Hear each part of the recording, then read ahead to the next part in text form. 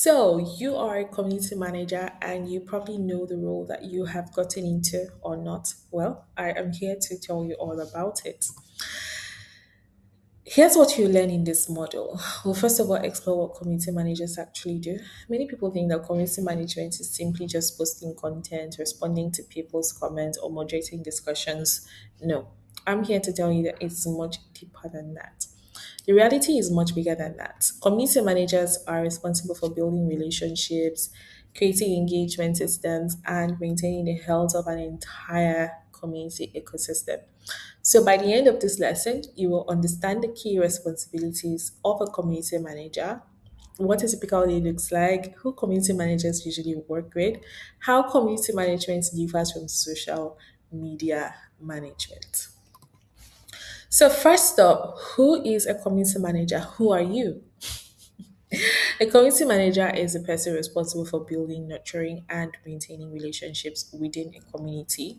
So, their role is to create a welcoming environment, facilitate conversations so it doesn't get boring, support members so they are able to gain value and also get answers to their questions, encourage participation, and then represent the voice of the community inside the organization. So you're the one telling your organization or the company that, oh, this is what community members are looking for, and they heed to your voice. Think of community managers as the bridge between the organization and its members. They ensure that members feel heard, discussions stay healthy, and the community continues to grow and thrive. Now, here are the core responsibilities of a community manager. The first one is member engagement.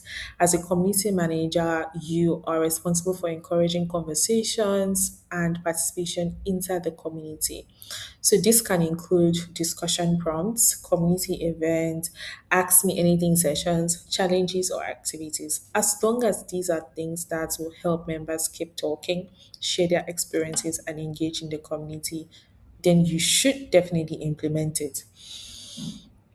The second one is moderation, ensuring that the community remains safe and respectful. So this includes enforcing community guidelines. Well, every community has a community guideline, so it's your duty to ensure that it has been enforced. Managing conflicts, if there are misunderstandings, it's your duty to ensure that you're able to settle that amicably without making any of your community members feel less of themselves or feel like they've not been heard. And then removing harmful content. It means that you are a watchdog. You have to always put your eyes on the community every single time because human beings will always be human beings. They're going to post things that are against the guidelines, or they're going to just say something against the guidelines, or they're going to post external links that are not needed, or just bring in general topics that are not needed in the community. So you always have to watch out for that so you can delete them. Thirdly, as a community manager, you help attract new members by promoting the community, collaborating with marketing teams, and encouraging referrals. This leads to community growth and by extension, it leads to product adoption. There's also member support. Your responsibility is to help members solve their problems, find resources, and navigate the community. Whenever I'm speaking to my mentees, there's something I always say: a community manager is like a therapist. Everyone comes to you with their problems, and you have to provide solutions. The next one is community advocacy. As a community manager, you represent the community's voice inside the company, and she often communicates the member feedback, what they're looking for, the feature requests that they want, and common concerns that they have in the community to internal teams. Now, here's what a day in the life of a community manager typically looks like. Well, it's not the same for everyone, but I had to make this very generic. Your morning task can include checking your community activity, responding to unanswered questions, welcoming new members, and then midday to end of day could be posting discussion prompts, hosting events or live sessions, reviewing moderation reports. Again, this depends. This depends on the kind of community that you're running and the goal of what you're running. Sometimes we have events and activities that happen per time or that happen in different seasons. So your day to day life might change. Afternoon tasks could look like collecting community feedback, meeting with internal teams, planning engagement campaigns. Community managers are constantly balancing community engagement and strategic work, and this may differ depending on your community type and expectation. So, plan it around the kind of community that you're building that will help you stay more productive. Here are the key skills for community managers. As community managers, we require both technical and human skills. Emphasis on human skills because the first one is communication. Community managers must communicate clearly and empathically. Sometimes people don't care how you're feeling, they don't care how you're doing, they don't care if you're having a bad day or if it's having a bad day or what is happening. You have to be empathic at all times, empathetic at all times. It is very important because you're dealing with humans like you. And sometimes people tend to react with different emotions, in different ways. And while that might impact you either positively or negatively, it is your job to always wear the empathetic face and ensure that you're able to communicate clearly the ideas, the instructions, things that you want to share, you're able to push that out clearly to your community members so they understand. The next one is conflict resolution. Managing disagreements and maintaining a respectful environment is very important. You get to hear recruiters or interviewers ask you questions like, if there's a conflict between two people, how would you handle it in a community? And this is where a lot of community managers fail because, it's a part of your role, it's a core part of your role. And to be honest, you're dealing with humans. And when we say you're dealing with humans, it's not that humans are bad. They are not bad. It's just that they were brought up in different environments, different perspectives, different ideas, different things. So there will always be conflicts. I have to learn how to manage those disagreements. The next one is organization. Communities generate many conversations and activities that must be managed effectively.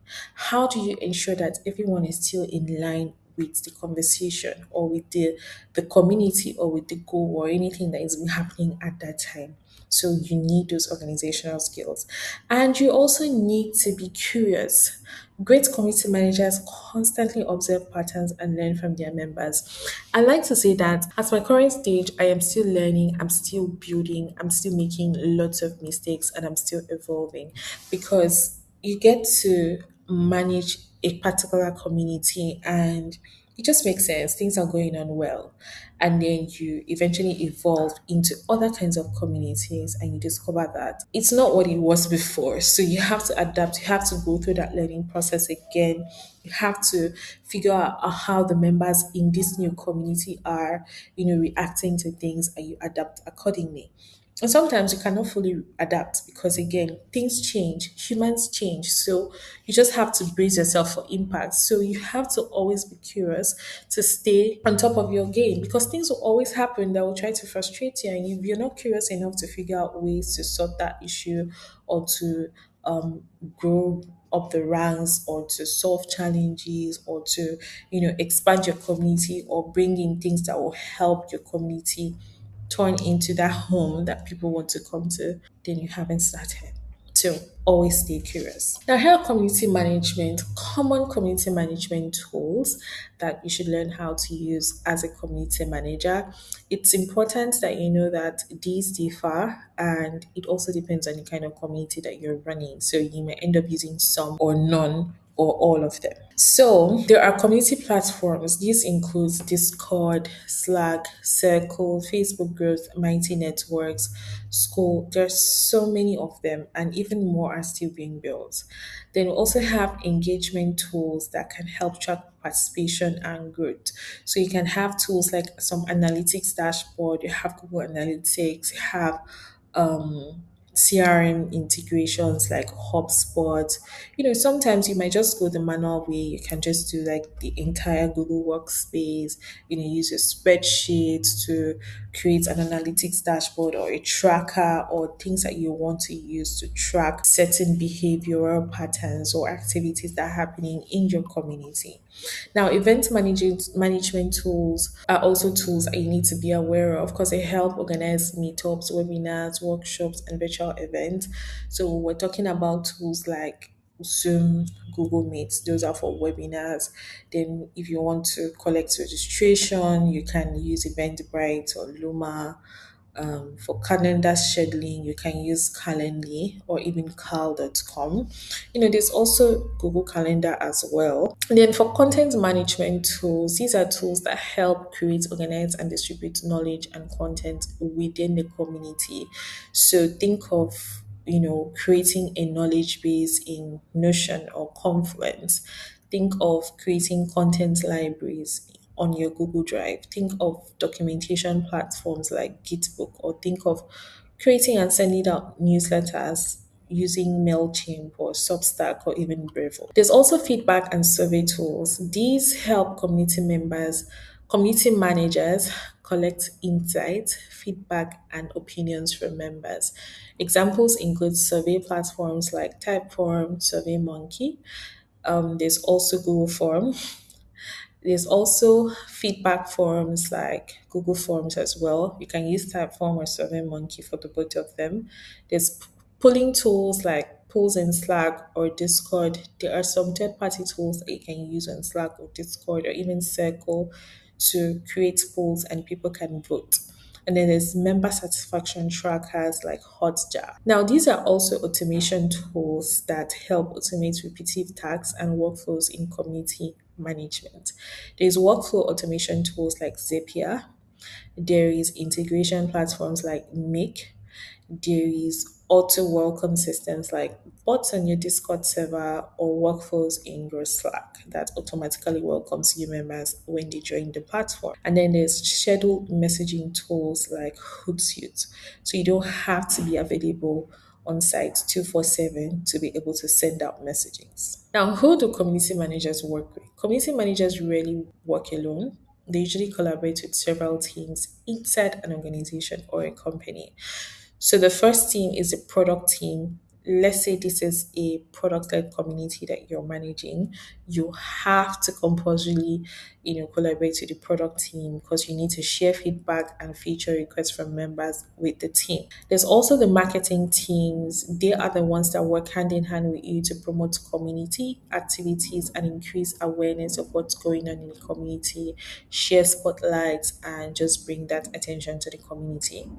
The next one is the customer support team. Now, they help answer questions and manage user issues.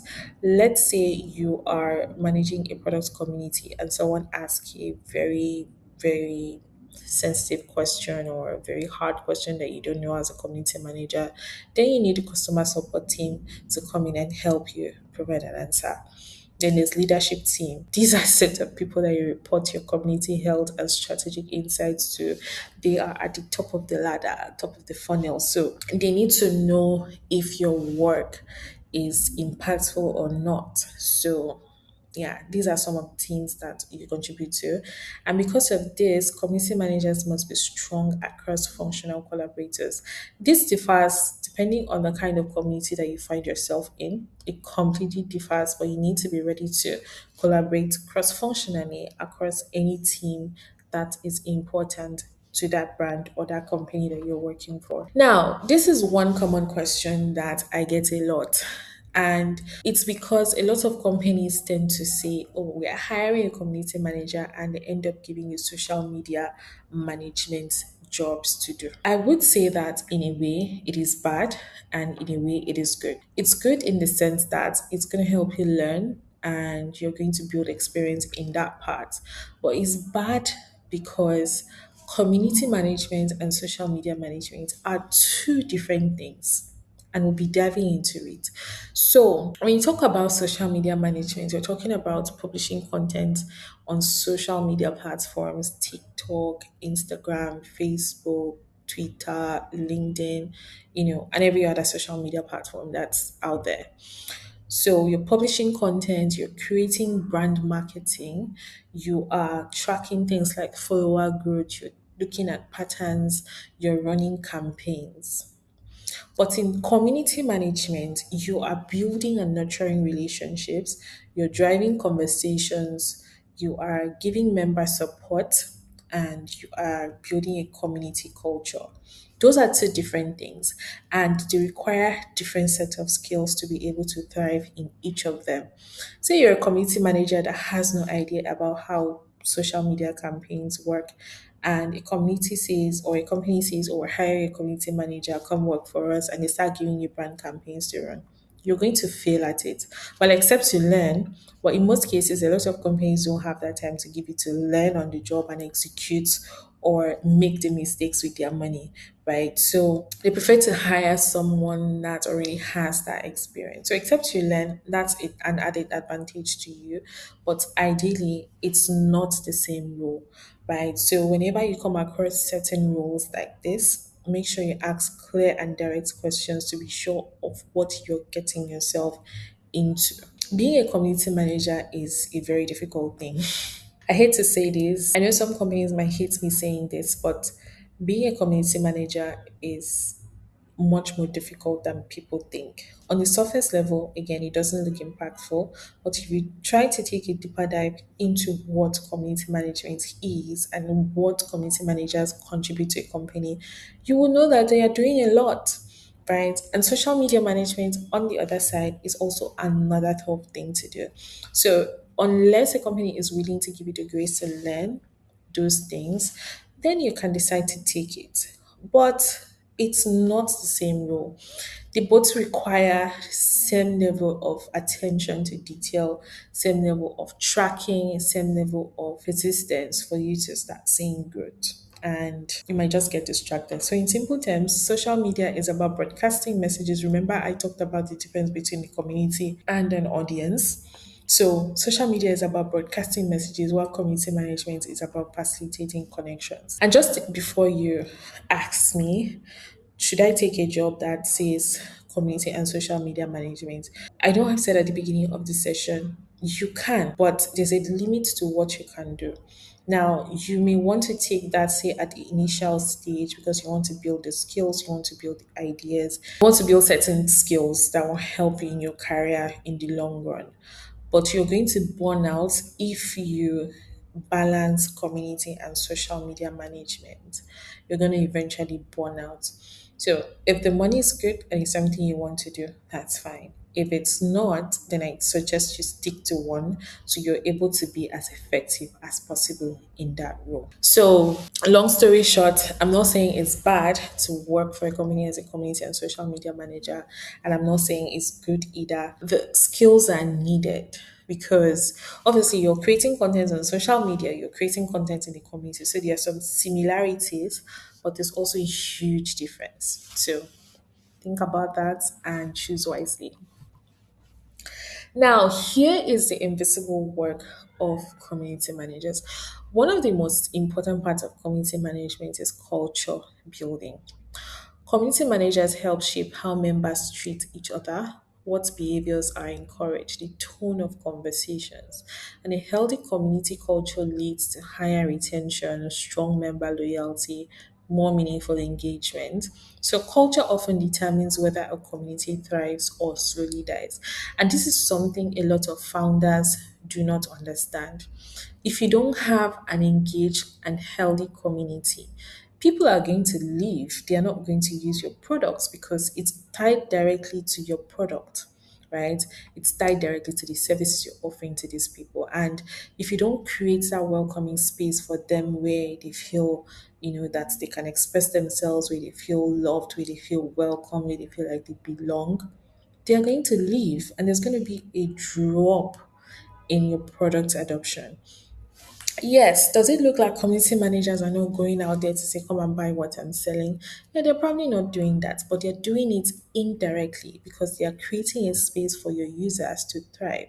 And when your users are thriving, they can bring in more people, and that's how the community expands. Indirectly, you end up making money because you get to have more people join the community, you get to have more people try out your product, you get to have more user generated content, and more people are talking about it. So, what do you mean you're not interested in community because you don't think it's helpful?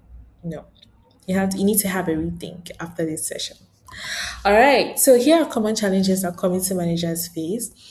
First off, in every community, there is low engagement. There's a point where members just stop engaging. They stop, talking in the community, you're just saying hello and answering them yourself. And then the second one is conflicts between members. There's always disagreement or toxic behavior. And it doesn't mean that human beings are bad. Again, it means that, you're just having to deal with people from different walks of life with different perspective, different upbringing, different training. So there's definitely going to be differences in how they want things to be done or how they perceive things. Then there is burnout. Managing communities can be emotionally demanding. A lot of times I ask myself, are you even in the right field of work? Or is it high time you start rethinking your life? It can be so emotionally draining because you're having to deal with a lot. You're having to deal with the parts where your employer doesn't really see the impact of what you're doing or doesn't really see it bring that money immediately.